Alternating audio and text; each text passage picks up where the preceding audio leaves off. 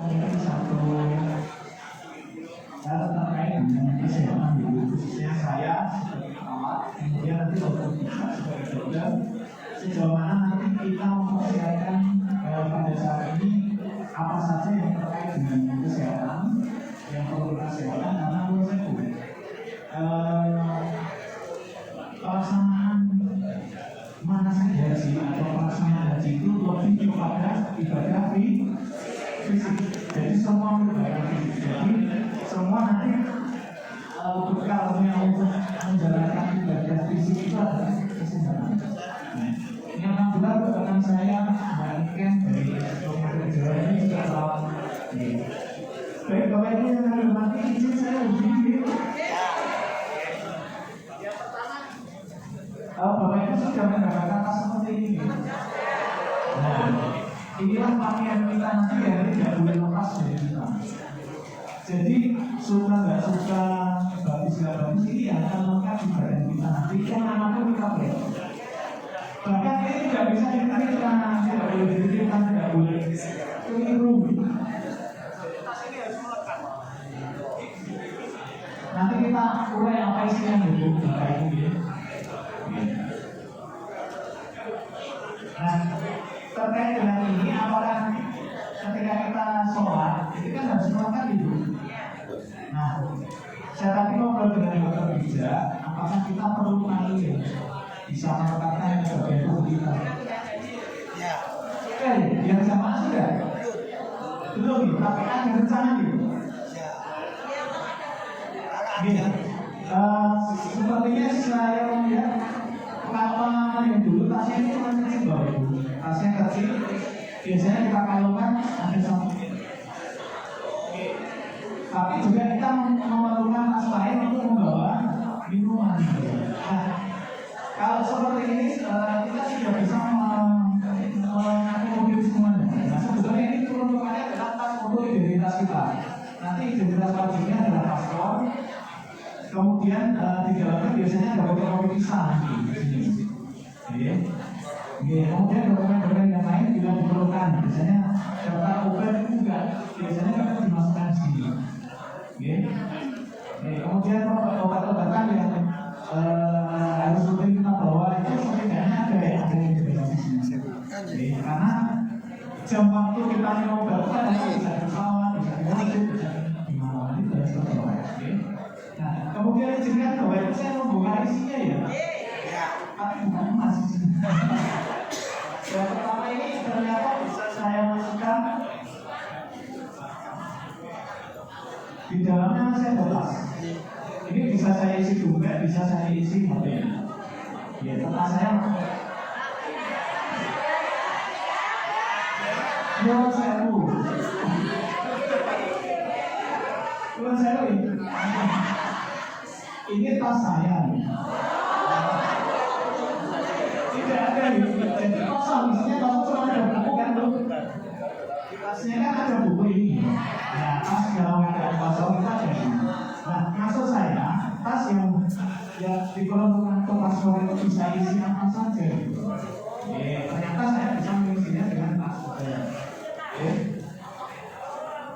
Kemudian ada botol minum. Kemasan kecil. Kemudian ada botol minum kemasan besar yang 600. Cukup yang ternyata. Oh, ternyata saya membawa pensi. Terus ternyata kalau saya di rumah nanti masuknya sajadnya cukup. Sajadah yang tipis itu cukup. Berarti bisa masuk sajadah. Kemudian apa lagi?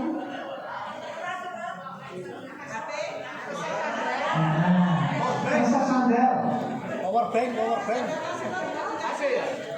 Contohnya misalkan ini. Sandal kita bisa masukkan ya. Saya coba lagi masukin sandal jepit masih bisa masuk. Karena menurut saya yang sering terjadi itu terutama di Masjid Nabawi itu sandalnya ada tempat sandal terus ditaruh di situ ternyata pulangnya nggak bisa lewat situ. Ya kan? Kemudian ada juga yang menurut saya dititipin Mbak atau saudara kita atau teman kita yang tasnya lebih besar kita titipi, tapi ternyata ketika bisa. Karena modelnya di sana itu ketika kita sudah seperti ini, ada sub yang kosong itu nanti maju-maju. Apalagi kita juga jadi parong ya, bisa jejeran seperti ini. Kalau tahu sama askarnya harus ada di rumah. Kita nggak bisa lagi jejer sama teman kita. Akhirnya pas andanya coba. Mau saya akan bagi bapak bisa terbakar nanti peralatan ini. Jadi intinya barang-barang yang kita bawa itu tidak boleh kita titipkan, saling dititipkan. Nah, awalnya saya melihat tas ini kok terlalu besar gitu ya, tapi saya berpositif thinking bahwa itu ternyata isinya cukup bisa mengakomodir barang-barang kita ketika mengasih itu bawa minum cukup, bawa sajadah cukup, bawa sajadah cukup. Cuma itu tadi supaya nanti ketika sholat itu tidak jatuh karena tidak boleh lepas gitu. Ketika sholat itu kita itu harus melekat. Di apa kita juga harus melekat di dalam sholat, melekat semuanya. Bahkan Bapak Ibu ketika kemana-mana itu tidak boleh lepas.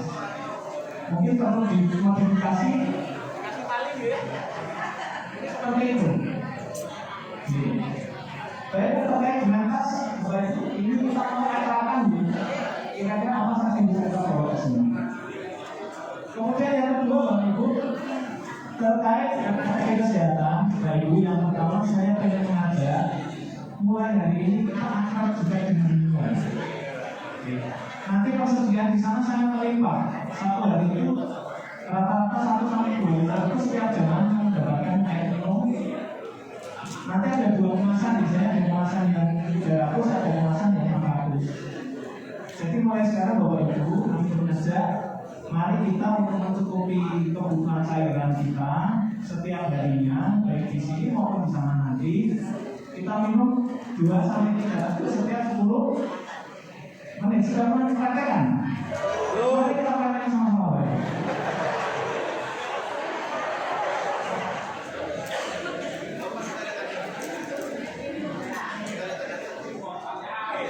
Kalau saya Bapak Ibu mari siapkan semua. Kalau saya yang tidak puasa yang puasa nanti saya mengajukannya mengajar habis. Bapak Ibu sudah siap semua? Atau sudah habis? Siapkan semua cara minumnya Bapak Ibu. Minuman pertama. Jadi pas minum ditahan sebentar. Supaya membasahi mulut juga. Jadi ketika sudah masuk di mulut ditahan sebentar. Jadi ketika sudah masuk dalam mulut ditahan sebentar. Ya kayak dipakai kumur-kumur sebentar baru diminum. Tadi 2 teman sudah Ibu. Nanti ingatkan kita tiap 10 menit nanti ya. Saya sabar nanti jam 11 kita minum lagi Nanti seperti itu Bapak Ibu di rumah mulai sekarang latihan seperti itu supaya apa? Supaya kebutuhan cairannya cukup dan tidak menseru, tidak biasanya. Jadi kita kalau minum langsung banyak, nanti biasanya maksimal setengah jam akan keluar terus. Tapi kalau insya Allah tiap 10 menit 2 sampai 3 teguk, itu insya Allah tidak akan terjadi biasanya. Seperti itu Bapak Ibu ya. Ini yang pertama. Peran kita terhadap minum. Kemudian untuk meningkatkan kita, selain untuk minum, Bapak Ibu kira-kira personal pemberdayaan minum kemasan seperti ini. Untuk pijat, Bapak Ibu di grup jamaah sudah di-share oleh Mas Dilan. Kebetulan saya 2009 dilatih untuk akupresser untuk melaksanakan pelayanan yang ada di Puskesmas. Kemudian dengan beberapa istilahnya situasi, akupresser ini saya kembangkan menjadi pijat sendiri. Dan alhamdulillah pernah kita gulirkan di masyarakat itu ternyata sangat antusias pijat sendiri ini. Nah kemudian di tahun 2018 saya coba praktekkan di jamaah haji, ternyata juga antusias. Waktu itu saya praktekkan di Mina selama 2-3 hari itu ternyata bisa mengurangi pegel. Karena apa? Setiap harinya Bapak Ibu kita nanti akan lempar jumroh. Kemudian pulang itu jaraknya kalau sedengan ya kira-kira 7 kilo bulan ini. Ya, semoga kita nanti mendapatkan tempat yang lebih dekat. Jadi bolak-balik cuma 3 kilo gitu. Amin. Ya, sehingga kita tidak akan mengalami kelelahan. Kemudian ketika kita di Sisiah ya ya. Kebetulan saya 2018 juga di Sisiah. Jadi sama nih. Kita nanti di pegunungan kemudian lebih dekat pada Jawa. Kalau kita ke Jawa itu paling jauh, jalan paling 1 kilo ya di tempat yang dua itu. Tapi kalau kita ke Masjidil Haram itu jalannya 4-5 kilo. Jadi nanti ada bis lapak, bis itu kirim. Nanti kita masuk kemudian turunnya di Terminal Sip Amir. Nah dari Terminal Sip Amir itu secara pandangan mata Masjidil Haram cuma dekat. Tapi kalau kita jalan ya lumayan bisa 1 kilo. Nah, mengingat kejadian seperti itu, kita harus banyak jalan sana, jalan sini, Bapak Ibu. Nanti kemungkinan terbesar adalah akan mengalami kekakuan otot. Jadi di betis kita, di paha kita, di badan kita akan mengalami kekakuan. Akan ada penumpukan asam laktat akibat aktivitas dari otot tadi. Nah, untuk mengurai asam laktat dan juga untuk otak itu biar mengeluarkan endorfin, hormon endorfin ini untuk merelaksasikan. Jadi ilmiah ya Bapak Ibu. Jadi ketika kami sebagai perawat mengajarkan ini adalah ilmiah. Jadi sebetulnya perlu kita syukuri bahwa anak-anak orang kita itu adalah ternyata yang luar biasa.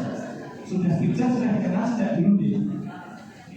Bapak Ibu terkait dengan pijat ini, saya hanya akan menstimulasikan bagaimana cara memijat dengan air mineral ini. Kita sudah sebut namanya pila, pijat air mineral. Apa Bapak Ibu? Pila, pijat air mineral. Nama kegiatannya Aku Manja. Bukan Aku Manja ya, Aku Manja. Aku Pressure Mandiri Jamaah Haji. Nah, Bapak Ibu nanti lebih lengkapnya Bapak Ibu bisa melihat, kami sudah buatkan link YouTube, sudah ada di grup, sudah ada yang buka ya. Nah, nanti lengkapnya seperti itu. Saya akan menyampaikan prinsip-prinsipnya nih. Apakah berkenan Bapak Ibu saya sampaikan prinsip-prinsipnya? Baik. Bapak Ibu nanti yang pertama kita bisa memilih kemasan yang 600 atau kemasan yang 300. Ya. Kalau di sini terkait dengan pemijatan yang ada di tangan, saya lebih senang yang kemasan 300. Oke. Nah, kemudian keunggulan pijat air mineral ini kita tidak usah membuka-buka baju. Oke. Kalau pijat air mineral, Aku Manja, Aku Pressure Mandiri. Jadi bisa dilakukan sendiri. Oke. Kalau di rumah Bapak Ibu bisa lakukan berdua, bertiga boleh. Ada bertiga itu dengan keluarganya, dengan suaminya, dengan kakaknya, laki-laki bisa dengan laki-laki, atau ini yang mungkin gitu. Baik, saya simulasikan Bapak Ibu nanti di mana tangan atau bagian depan tubuh kita yang nyeri atau yang pegal, langsung kita junjung nggak apa-apa. Oke. Atau kalau mau sesuai dengan prinsip itu ada pijat pemanasan, tiba-tiba tidak langsung pada tempat yang sakit. Oke. Misalkan kita mulai dulu dari area yang luas atau area yang dalam boleh dibolak-balik. Kita urut dulu. Monggo sambil dipraktekkan Bapak Ibu.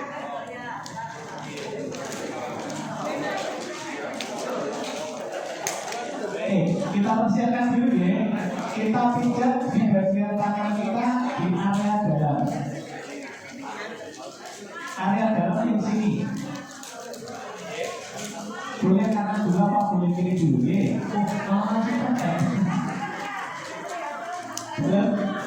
Oh baik.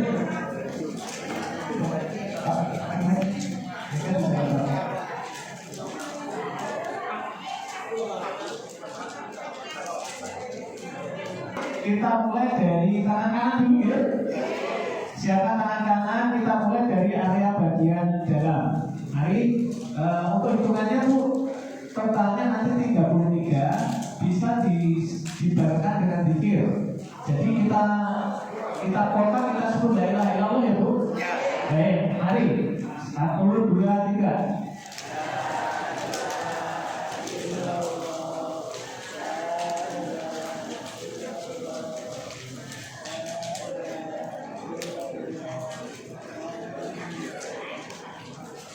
Sudah 33 di atas 23. Nanti baik, kemudian di area luar.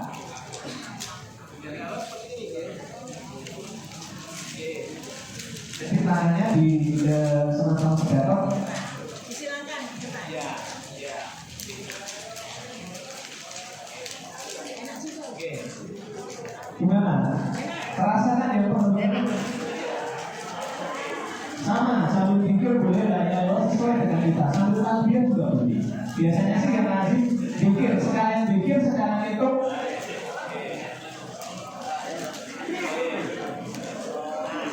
Baik, pemanasannya cukup ya bagian jalan 1, bagian 2, 1. Oke. Kemudian yang selanjutnya kita rasakan mana yang pegel. Kanan dulu ya, kita belajarnya dari nol dulu. Ya, biasanya yang pegel itu di area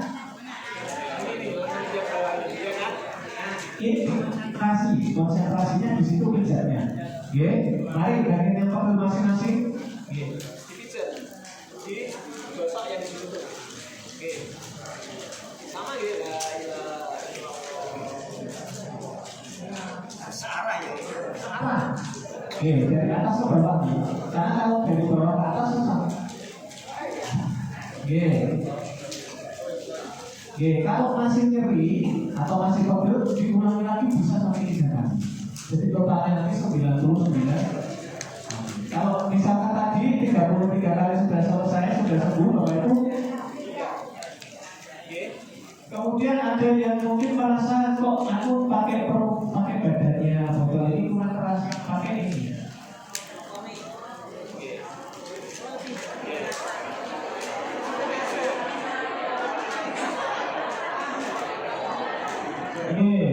Kemudian ada yang kurang keras lagi, pakai.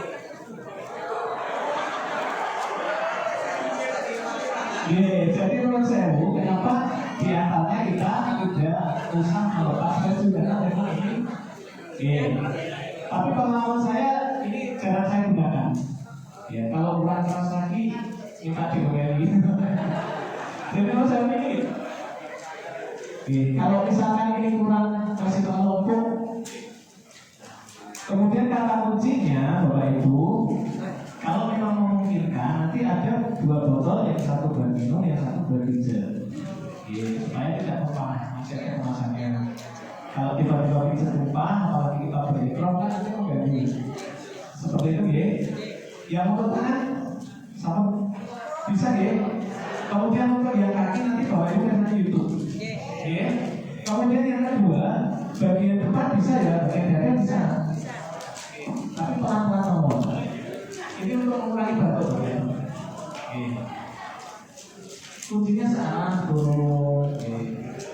Kemudian ini bisa. Karena menurut saya Bapak itu di sini ada nggak yang seumur hidup belum pernah batuk? Tidak ada ya. Semua paham bahwa batuk itu membuat otot-otot dada itu menjadi tegang, menjadi sakit ya. Saya batuk ini tapi sih sakit dada. Nah itu bisa mengurangi batuk. Seperti ini ya. Jadi Bapak Ibu nanti kalau sakit terkait dengan otot, menurut saya kami akan membatasi anti nyerinya. Nggak kita tinggal ke tempat kami untuk minta obat. Kalau sifatnya otot, dipijat insya Allah. Kemudian yang kedua, bagian depan bisa sendiri ya, tangan, kemudian dada, kemudian kaki. Kemudian bagaimana Pak seandainya di bagian belakang? Minta tolong temannya. Saya praktekkan cara memijat di punggung ya. Ini saya dengan dokter bijak ya.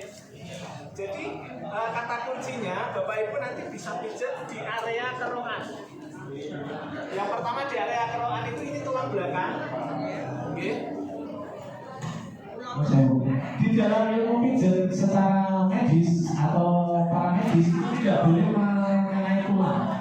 Jadi di tulang belakang ini tidak boleh dipijat. Yang boleh adalah samping kanan kirinya. Jadi orang dulu tapi kerokan di area kerokan.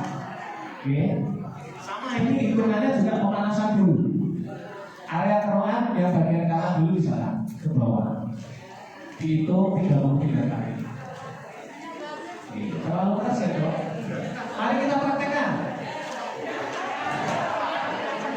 Oh iya Pak. Dari belakang bisa dibiasakan ya. Moga bapak praktek.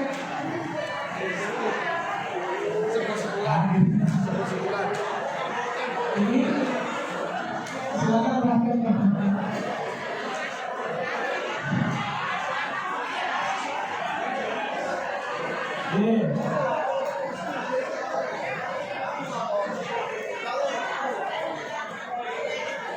Asik. Bapak Ibu yang merasa berkeringat langsung, yang merasa berkeringat langsung. Nah itulah salah satu bukti bahwa tubuh kita itu merespon. Kita berkeringat bersemangat ya. Ini terutama yang ibu-ibu ada ketawa-ketawa. Oke, Bapak Ibu teman saya jadi kesannya depan lagi. Setelah selesai di area kanan, sudah di area kiri 33 kali juga. Oke. Jangan lupa ditanyakan, Bapak Ibu nggak ibu saudara kurang keras atau terlalu keras? Jangan sampai biar kelihatannya rasanya kayak dijenuh soal sapi. Kita tanya Pak Dokter, ini terlalu keras ya? Sudah ya, cukup ya? Cukup. Baik. Kemudian yang selanjutnya masih sifatnya pijat pemanasan. Area keroan sama Bu. Area keroan cari yang bukan keroan, untuk pijat ya. Kemudian ini. Setelah selesai baru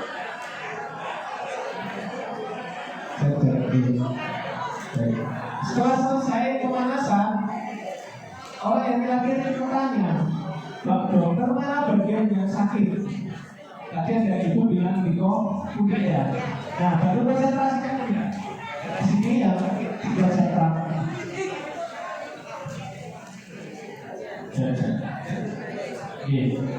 Konsentrasi di daerah yang sakit.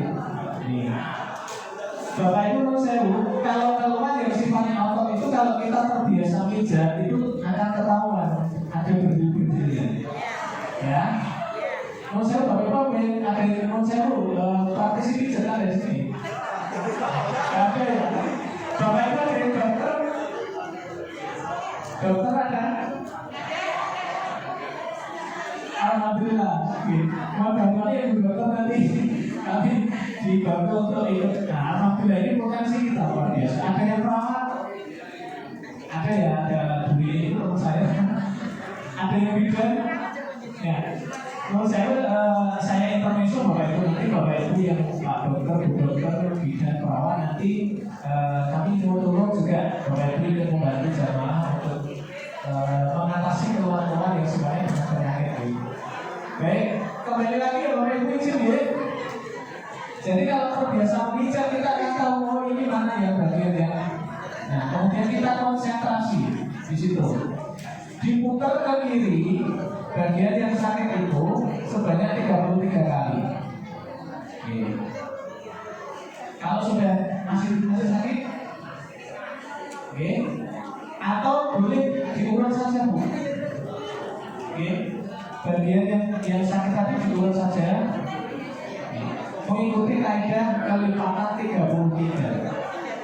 Nanti kalau dirasa sudah cukup berarti sudah selesai. Nah, Bapak Ibu gimana rasanya? Nanti Bapak Ibu silakan lihat dulu, nanti dipraktekkan. Menurut saya ini akan sangat berguna ketika kita mengalami kelelahan otot. Kalau menurut saya yang sifatnya saraf itu tidak bisa menyembuhkan secara total. Pengalaman saya memijat ketika keluarnya dari saraf itu ternyata sembuh ketika saat dipijat, tapi beberapa hari nanti 2 hari lagi kambuh lagi. Nah, jadi intinya nanti yang sifatnya keluhan kita kaitannya dengan otot, habis lewat jumroh, habis ke masjid, jalan kaki, nanti silakan dipijat. Ada pertanyaan soal itu Bapak Ibu? Belum ya? Nah, Sudah jam berapa itu? Jam 11 kita minum lagi 2 teguk hari. Kamu disiapkan dulu minumnya. Oke, siap semua? Monggo, sekarang udah 2 teguk.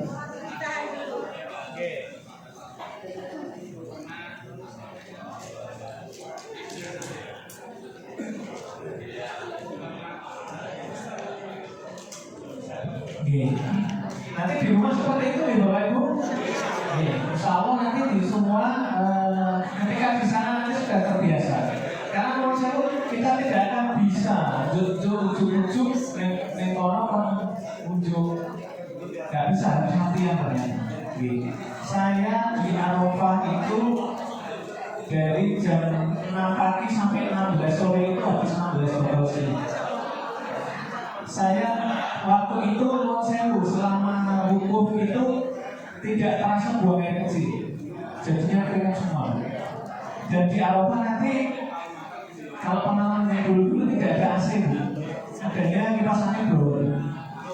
Jadi ketika jamaah khusus berdoa, kami petugas waktu itu saya itu sibuk gotongin air, kami ambil air untuk masukin di blowernya itu 1 jam habis air. Jadi saya tiap sampai jam itu nafsu. Saya masukkan di situ terus. Nah, kemudian menurut saya, apakah boleh kami sebagai petugas Pak Ota, malah kita boleh MOU di sini Pak? MOU nanti di Arafah, Bapak Ibu saya paksa minum minimal MOU. Berani menandatangani MOU? Ya Bapak-bapak minimal di Arafah nanti sampai jam 12 itu kita harus habis 2. Bapak berani tantangan MOU ya? Jadi nanti kami kalau memang belum terdistribusi, kami akan mendistribusikan 2 botol ini. Bapak Ibu nanti saya akan pantau. Ya, tantangan kami mantau mana yang belum habis. Pengalaman 2018 secara kecukupan minum, alhamdulillah jamaah kami selamat semua. Tidak ada yang kurang minum, tidak ada yang kalau kurang minum akibatnya apa Bu? Apa? Nah, setelah dehidrasi yang paling berat heat stroke. Jadi stroke yang diakibatkan oleh dehidrasi berat, oleh panas, serangan panas. Itu tidak sadar Bapak Ibu. Jamaah di sebelah kami itu diinfus sampai habis 5 mabuk. Infus saya bukan untuk jamaah saya kasihkan di sebelah. Itu akibat kurang minum, nggak sadarkan diri. Terapinya apa? Dimasukkan di backup yang isinya air es.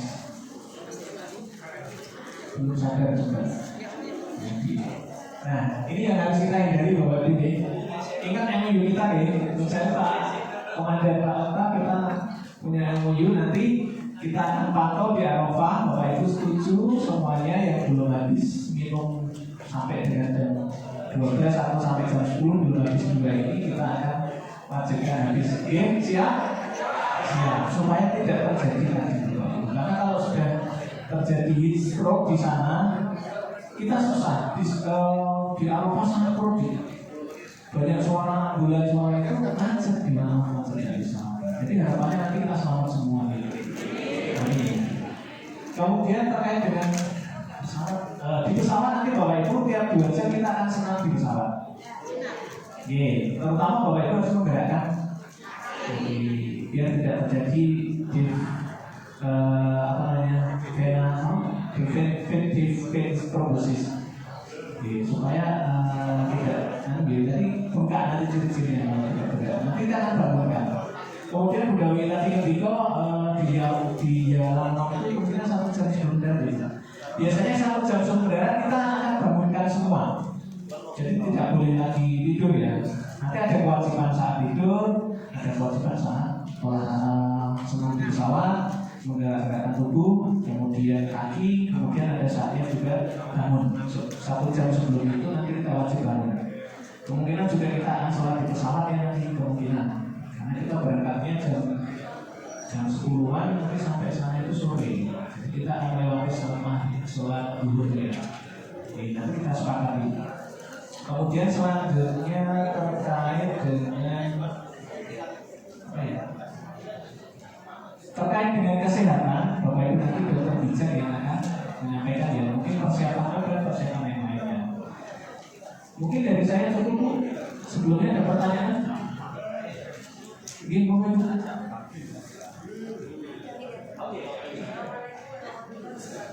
Waalaikumsalam.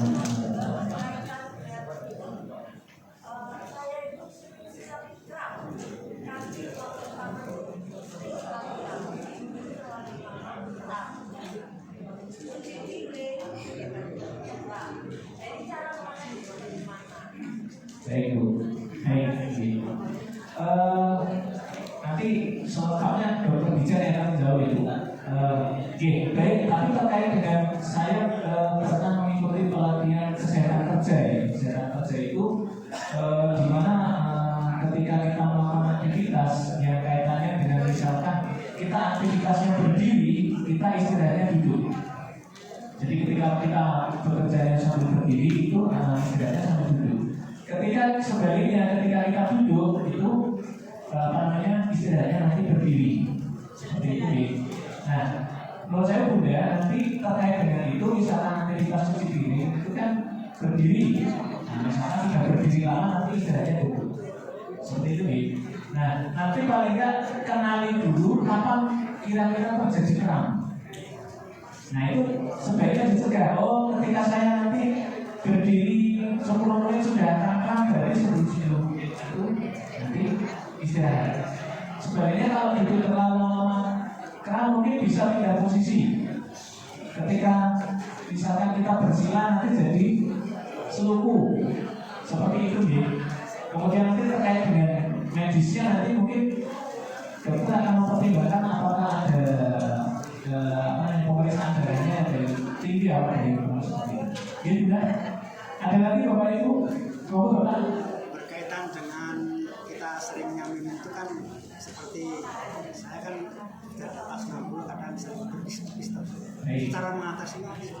Baik.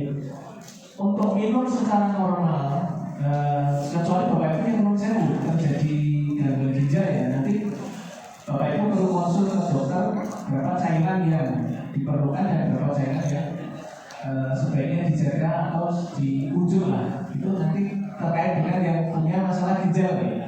Kalau tidak terkait dengan masalah ginjal, saya kira nanti angka kecukupan rata-rata nanti 40 ml per kilogram. Jadi kalau misalkan saya beratnya 60 berarti sehari itu paling enggak angka kecukupan cairan saya adalah 2 liter ya.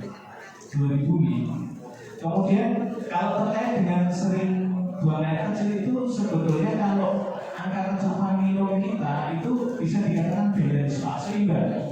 Seberapa yang kita masuk nanti dia juga akan mengeluarkan. Itu hanya nanti keluarnya bisa lewat keringat sama lewat air kecil. Normalnya nanti mungkin 20-setengah jam setelah minum itu pasti akan terasa goreng kecil.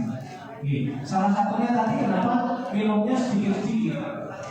Itu salah satunya untuk mengurangi desentralisasi. Kecuali menurut saya bahwa ini yang kandungan berat gula. Karena terjadi penumpukan gula darah sehingga misalnya sering seperti itu. Menurut saya bahwa ini artinya masih dalam batas normal. Semakin kita juga minum juga pasti akan terasa mulai kecil. Jadi seimbang sifatnya cairan itu seimbang. Seperti itu ya. Kemudian tanda kita sudah dehidrasi itu sebenarnya haus. Jadi ketika kita rasanya sudah haus itu sebenarnya sudah tubuh itu sudah minta gitu. Sudah saatnya harus diminum. Seperti itu Bapak Ibu ya. Saya kira cukup dari saya. Ada salah kata mohon maaf, tidak bermaksud menggurui Bapak Ibu semua. Niatan kami adalah supaya kita sehat. Amin. Supaya kita nanti bisa berangkat bersama-sama dan juga pulang bersama-sama dalam keadaan sehat. Terima kasih atas perhatian. Mohon maaf segala kesalahan. Wassalamualaikum warahmatullahi wabarakatuh. Selanjutnya dokter bisa ibu terkait dengan persiapan kesehatan. Assalamualaikum warahmatullahi wabarakatuh. Saya yakin kalau ibu-ibu dan bapak di sini itu sudah sering mengikuti bimbingan. Jadi mungkin nanti yang saya sampaikan terkait ini aja. Mungkin secara garis besar gambarannya nanti mulai dari ketika kita di dalam air sampai nanti kita datang ke situ seperti apa, nanti secara garis besar saja. Kalau memang ada hal yang mau ditanyakan, nanti mungkin lebih bagus untuk tanya jawab ya, jadi lebih interaktif. Jadi yang persiapan terkait dulu yang sudah dilewati Bapak Ibu semua itu adalah tentang pemeriksaan kesehatan haji di puskesmas. Itu kan dicek apakah sihat atau tidak, ataukah perlu rujukan ke dokter spesialis dan lain sebagainya, di ronsen, di rekam jantung, dan Bapak Ibu semua kan sudah melewati ya. Kemudian yang berikutnya adalah tentang mengenai vaksin. Ini biasanya di puskesmas juga. Kalau yang sekarang itu untuk jamaah haji itu wajib divaksin meningitis dan COVID. Yang ini sudah semua ya, sudah ya. Kemudian dari pemerintah ada juga yang tidak diwajibkan, tetapi sangat dianjurkan.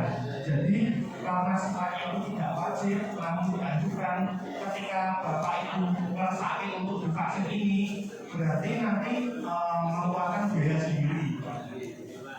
Yang dianjurkan itu adalah yang pertama vaksin pneumonia, itu adalah untuk mencegah supaya tidak terjadi istilahnya penyakit di paru-parunya. Kemudian ada vaksin influenza, itu yang dianjurkan dari pemerintah. Jadi yang diwajibkan itu ada dua, yaitu meningitis dan COVID, serta yang dianjurkan itu juga dua, yang vaksin influenza dan pneumonia.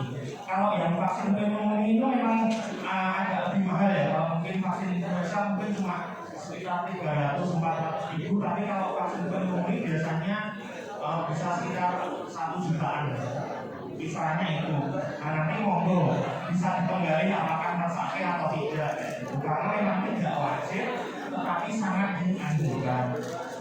Kemudian mungkin Bapak Ibu yang misalnya ada sakit gula, ada sakit darah tinggi, kemudian misalnya butuh obat-obat yang untuk sakit asma atau sesak nafas, itu bisa dipersiapkan. Karena kan kita ibadahnya itu agak lama ya, mungkin sekitar 40 hari lebih ya di sana ya. Jadi nanti bisa dipersiapkan obatnya dari tanah air itu kira-kira untuk 1,5 sampai 2 bulan supaya nanti tidak kerepotan ketika mencari obat seperti itu. Jadi obatnya apa? Nanti jenis. Jadi kalau secara regulasi itu nanti dari puskesmas bisa membuat catatan tentang obat-obat Bapak Ibu itu semua. Kemudian ketika nanti catatannya itu sudah ada, nanti ketika diembarkasi akan disahkan oleh kantor KKP seperti itu. Kemudian yang selanjutnya adalah persiapan kebugaran. Nah ini kalau kebugaran ini kita sarannya kalau bisa mungkin habis subuh itu bisa jalan kaki. Nah itu. Kalau yang sekarang itu dari Kementerian Kesehatan sendiri itu ada aplikasi, namanya aplikasi Sigar, aplikasi tentang kebugaran. Nah itu nanti Bapak Ibu bisa download di Android-nya. Dan nanti bisa diisikan biodata Bapak Ibu semua. Kemudian dari situ biasanya diminta untuk ada mutu sekitar 1,6 kilo, namanya rokok tes. Nah itu untuk menilai kebugarannya. Pada jarak 1,6 kilo itu bisa dibentuk Bapak Ibu selama berapa waktunya. Itu nanti otomatis itu programnya akan membaca sendiri kira-kira apakah ibu itu termasuk bugar atau tidak. Ini sebenarnya tidak berpengaruh ke nanti bisa haji atau tidak ya. Cuma ketika nanti memang kondisi fisiknya kurang bugar, nanti di situ ada catatannya, misalnya disuruh olahraga apa itu ada. Jadi tidak berpengaruh ke berangkat atau tidaknya haji, hanya mempengaruhi ke status kita apakah bugar atau kurang. Kalau misalnya memang kurang, di situ ada aktifnya, ada nasihatnya. Kira-kira olahraga atau aktivitas fisik apa aja yang harus dilakukan. Karena kan nanti berdasarkan kebanyakan jalan kaki ya. Memang butuh kondisi tubuh yang fit ya. Kemudian selain aplikasi Sigar itu dari Kementerian Kesehatan itu juga ada aplikasi telejamaah. Nanti juga bisa di-download di HP yang Android. Nanti untuk masuk ke aplikasi telejamaah itu, Bapak Ibu tinggal memasukkan nomor posi. Di situ infonya lengkap. Ada data tentang kesehatan Bapak Ibu sesuai nomor posinya nih. Kemudian ada informasi tentang kontak petugas, di situ ada kontak petugas juga. Kemudian ada informasi kesehatan yang mungkin nanti bisa dibaca. di situ infonya lengkap. Nanti tinggal download. Jadi yang download itu ada yang pertama untuk aplikasi kebugaran tadi namanya Sigar, SIPGAR, Sigar. Kemudian yang kedua adalah aplikasi telejamaah.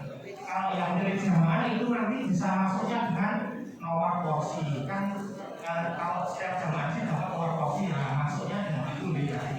Nanti di situ sudah lengkap data bapak ibu semua termasuk obat-obat yang dengan bawa apa saja dilanggar. Kemudian yang kedua di embarkasi. Setelah sampai di embarkasi nanti bapak ibu akan dicek lagi. Nah fungsinya apa cek di embarkasi itu untuk menentukan apakah bapak ibu semua itu layak untuk terbang. Jadi sebelum nanti berangkat dengan menggunakan pesawat terbang itu akan dicek lagi di embarkasi yang sifatnya untuk menentukan apakah jenengan itu layak untuk terbang seperti itu. Kemudian bapak ibu nanti akan dapat juga paket. Jadi paket obat dan alat kesehatan itu isinya yang pertama adalah masker medis, itu sudah satu paket ya. Kemudian semprotan air, kemudian ada oralit, ada krim pegal. Nah, jadi nanti kalau pegal ini bisa dengan ini, dengan tadi itu yang diajarkan dengan menggunakan dental, atau bisa juga dengan krim pegal yang sudah dipakai obatnya. Itu nanti masing-masing jamaah dapat ya. Kemudian ada hand sanitizer sama plasma luka. Nah, oralit di paket obat ini fungsinya bukan untuk diare ya, karena banyak dari jamaah-jamaah yang tahun-tahun sebelumnya itu dikiranya oralit yang diberikan adalah untuk diare, padahal bukan. Jadi oralit itu diminum dianjurkan dalam satu hari itu minum 1 saset ya. Jadi bukan ketika diare lebih tujuh, bukan. Itu walaupun tidak diare pun memang dianjurkan untuk diminum seperti itu. Oke. Kemudian setelah diembarkasi nanti ketika sudah lolos untuk layak terbang, kemudian di pesawat terbang yang sebenarnya apa? Yang pertama peregangan. Tadi sudah disampaikan oleh Pak Alauddin, peregangan itu supaya tidak terjadi di titik yang tadi itu. Kemudian selama di pesawat yang sering dikeluhkan oleh jamaah dan petugas juga mungkin ya. Kadang-kadang jamaah itu ini kalau di pesawat itu takut untuk minum atau takut untuk makan. Karena apa? Karena kan di pesawat itu kalau tidak salah itu kalau salah mungkin mau digunakan deh. Toiletnya kan sekitar 8 ya. Ada sekitar 8. Takutnya ketika bapak ibu muncul atau datang tanpa nanti antri di toilet lama dan lain-lain. Padahal minum itu sangat penting. Kenapa? Untuk mencegah dehidrasi yang akan diterangkan ya. Jadi kalau saran saya itu minum tetap seperti biasa. Cuma ketika bapak ibu itu untuk ke kamar mandi itu jangan menunggu sampai benar-benar apa ya kebelet gitu ya. Jadi sebelum kebelet sudah kamar mandi, terutama nih habis diparingi daharan atau minuman. Nah biasanya setelah daharan atau minum itu kan terus yang ke kamar mandi banyak. Nah untuk mengatasi itu untuk apa ya kami seperti itu sebelum itu sebaiknya ke kamar mandi dulu. Walaupun belum kebelet itu kamar mandi supaya nanti tidak terjadi antrian yang panjang. Kemudian yang perlu diperhatikan adalah kalau pesawat itu toiletnya adalah toilet kering. Jadi beda dengan di mungkin kebiasaan kita sehari-hari. Karena kenapa? Karena di pesawat itu kan banyak kabel-kabel instalasi listrik itu. Jadi yang harus diperhatikan adalah mulai sekarang belajar menggunakan bersuci misalnya menggunakan tisu kayak gitu. Jadi nanti supaya ketika di pesawat itu tidak bingung lagi. Kemudian kalau misalnya terjadi sesuatu mungkin mengeluhkan tentang kesehatannya itu segera konsultasi ke petugas. Karena petugas nanti kan tetap akan memintakan panjenengan semuanya berdasarkan faktor risikonya. Tapi mungkin kan nanti tetap karena ada petugasnya itu ada cuma mungkin 4-5 orang ya, mungkin semuanya banyak. Nah mohon kalau ada keluhan bisa disampaikan ke kami. Kemudian setelah sampai ke tanah suci karena ini pembukaan gelombang 2 itu kan ilmunya ini berarti yang pertama di Makkah itu yang harus diperhatikan adalah cuaca panas. Kalau cuaca panas kita mungkin sekarang sudah mulai terbiasa ya, karena di Jogja itu sedang panas juga. Ya nanti di sana agak sedikit lebih panas lagi. Makanya tadi Pak Awaludin mengingatkan untuk apa? Untuk minum 2-3 teguk tiap 10 menit, fungsinya untuk mencegah dehidrasi. Kalau dehidrasi itu sudah berlanjut, sudah parah, bisa terjadi heat stroke. Yang tadi disampaikan oleh Pak Awaludin, untuk penanganannya harus diberikan apa? Diguyur air, terus kemudian air es dan lain-lain. Kemudian yang harus diperhatikan selama dimakan juga kelelahan. Jadi mungkin kan ini ya apa namanya, karena antrian untuk ibadah itu sudah lama, kemudian kalau beribadah itu inginnya maksimal, itu kan kemudian pengen selama di sana itu bisa umroh, mungkin ditargetkan berapa kali, tapi mohon diperhatikan juga kesehatannya. Jadi masing-masing dari bapak itu selain memperhatikan misalnya pengen umroh berapa kali, itu juga diperhatikan kondisi fisiknya selama di sana, apakah memungkinkan atau tidak, seperti itu.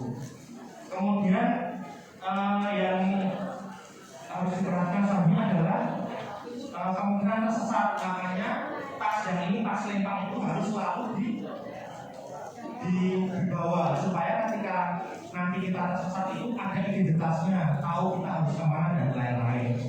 Kemudian hati-hati juga di sana kecopetan gitu. Jadi bukan berarti ketika kita di tanah suci itu terus tidak ada apa ya, kejahatan semacam kecopetan itu ada. Jadi waspada akan adanya kecopetan karena tiap tahun itu hampir selalu ada kejadian kecopetan itu. Jadi tetap selalu waspada gitu.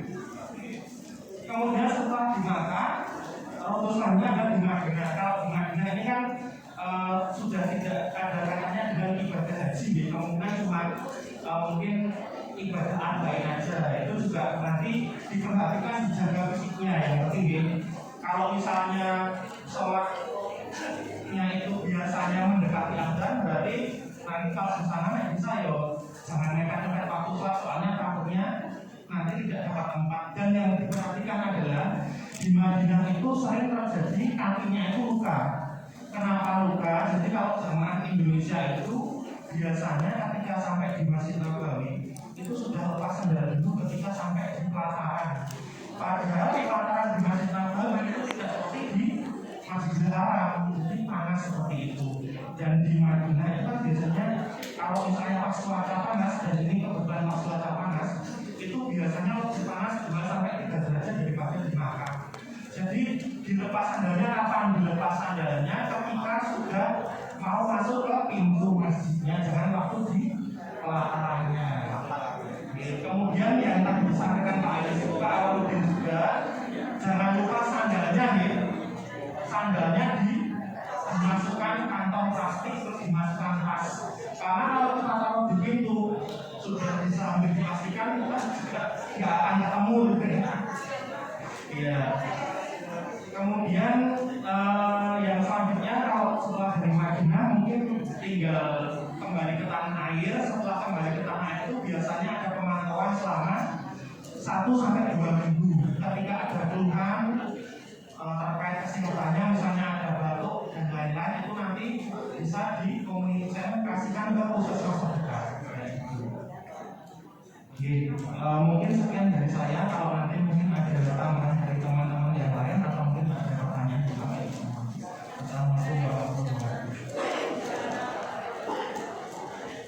Baik Bapak Ibu, saya sebelum tanya jawab, Bapak Ibu ya satu lagi yang terkait satu benda kecil tapi bisa menolong kita dan juga bisa menimbulkan masalah. Cotton bud. Bapak Ibu mungkin ada yang suka menggunakan cotton bud gitu.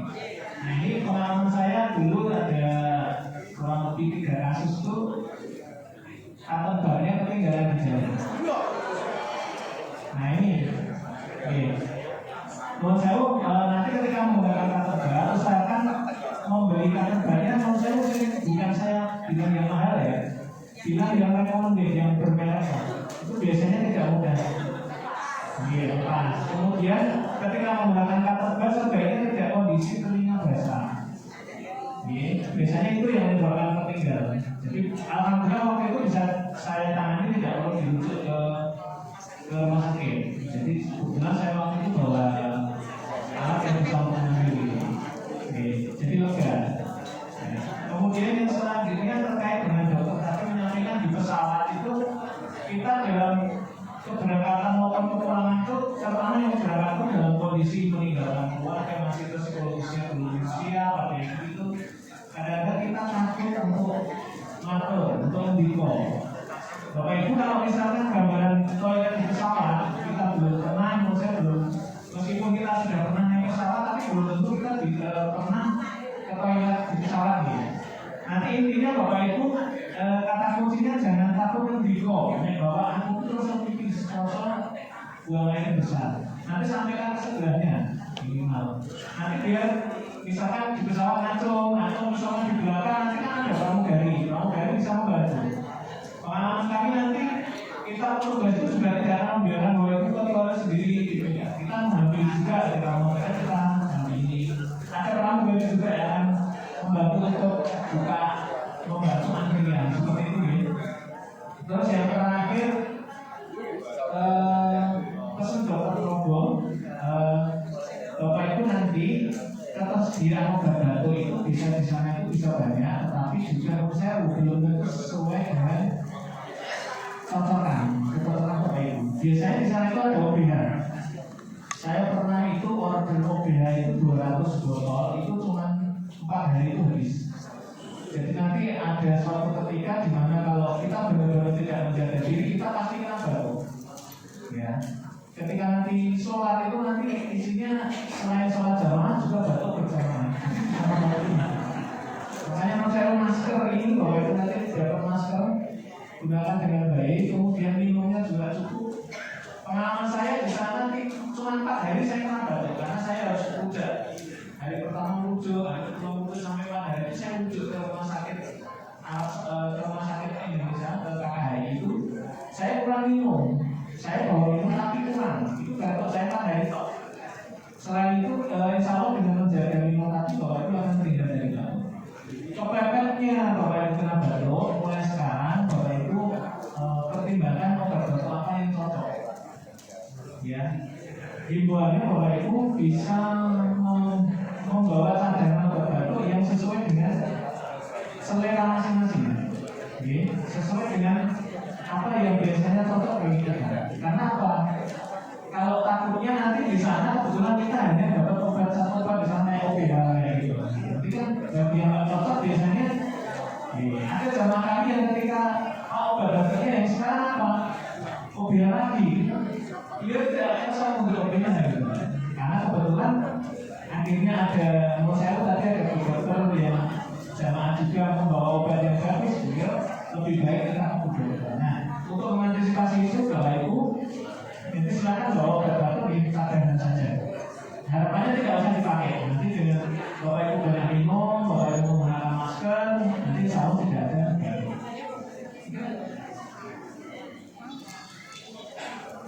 Saya kira cukup Bapak Ibu. Ada pertanyaan Bapak? Oke, monggo. Assalamualaikum warahmatullahi wabarakatuh. Waalaikumsalam. Ini kan ada saran untuk vaksin influenza. Kalau seandainya dari jamaah sudah vaksin influenza, menurut pengalaman Anda, apakah bisa terhindar dari flu yang kontak? Oke, saya vaksin. Luar biasa pertanyaan dari Pak Abang. Kalau kita sudah melakukan vaksin influenza, pengalaman kita apakah bisa menghindari influenza? Sangat bisa sekali.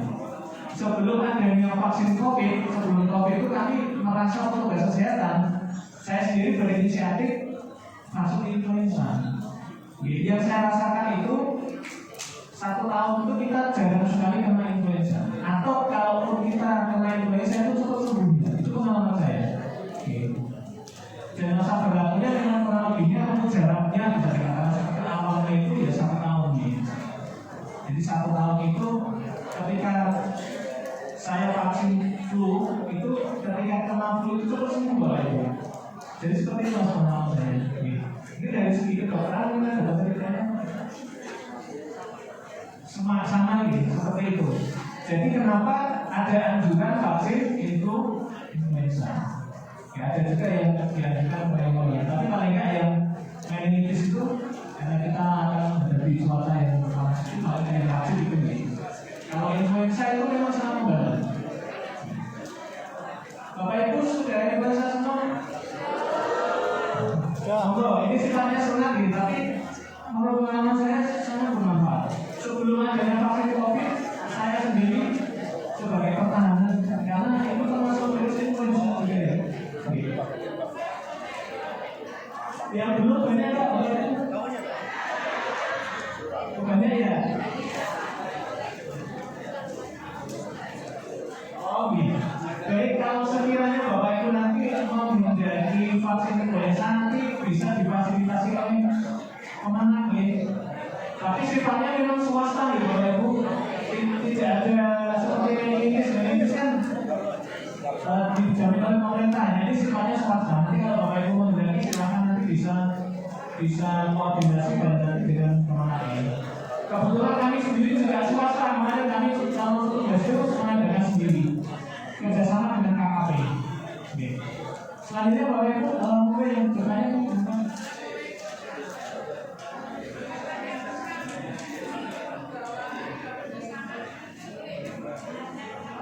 baik tentang pembawaan dan penerimaannya sendiri. Kalau Bapak Ibu yang kebetulan sudah DM atau gula untuk membawa insulinnya pakai full pack itu, pakai tas yang nanti dalamnya ada lapisan pendingin. Nanti ketika di sini kan masih naik bis nggak masalah, nggak ada pemeriksaan.